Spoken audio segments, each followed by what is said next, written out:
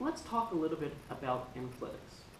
Now, an enclitic is an interesting little thing because it's basically an ending that gets added onto a word, but it has a much bigger concept in it. In fact, it can be a word in and of itself as a concept.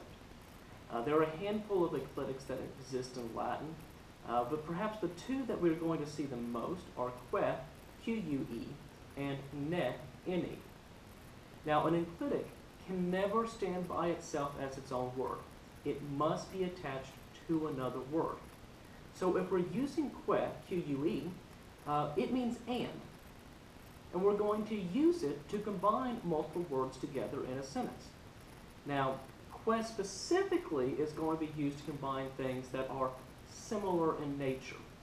So in English, you might think of something like peanut butter and jelly being similar in nature, and we would want to put a que in there. Of course, Romans didn't have peanut butter, so can't really use that example that well.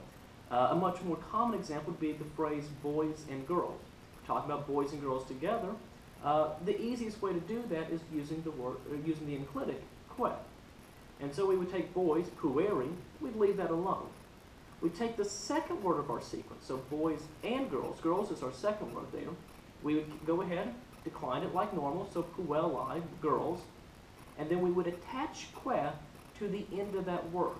So it becomes puelique. So pueri, puelique becomes the phrase boys and girls. You're always going to want to attach the que to the second word of that sequence. Now, if there are three things that you're combining, you would want to put que on each of the second and third words. You're not going to put anything on that first word, though. So that's using que. The other enclitic I mentioned is ne, and that's spelled N-E. Now, ne's not really a word.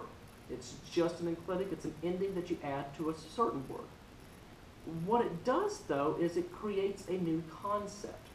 It's going to take whatever sentence it's in and turn it into a question, specifically a yes or no question. So it's going to be a question that can have either a yes or a no answer. Now, in English, when we want to make a question that's a yes or no question, we simply take the words in that sentence and rearrange them. If I were to take the sentence, the dog is big, and I want to turn that into a question, I would simply rearrange a few of those words, and it becomes, is the dog big? And now we have ourselves a question. And of course, at the end of that, we'd put a question mark. Likewise, if we're talking to someone in English and we want to ask a question, we can make it sound like a statement. We can just take a statement, and the tone of our voice, the way we inflect it at the end, can make it sound like a question. So you could say, the dog is big, and now suddenly it starts to sound more like a question. In English, we can simply show that in a sentence by putting a question mark there. But one thing to take into account with Latin is although when we look at a text, we're going to see question marks at the end of them, the Romans were not using question marks or any other form of punctuation for that matter. So they had to have a different way of showing that this was a question. Likewise, they couldn't just rearrange the word order because word order is not as important in Latin as it is in English. So the solution that we have is that we take an enclitic, the letters N-E, ne, and we add it to the very first word of the question. You just put it at the end. So if you want to ask the sentence, is the dog large? You would simply say, canisne est magnus. And we put that ne directly after canis. It does need to connect. It's one word. Canisne is what it's going to become. And that's all it takes to create that yes or no question. So, canis est magnus, the dog is large. We add that ne, canisne est magnus, becomes the question. Is the dog large?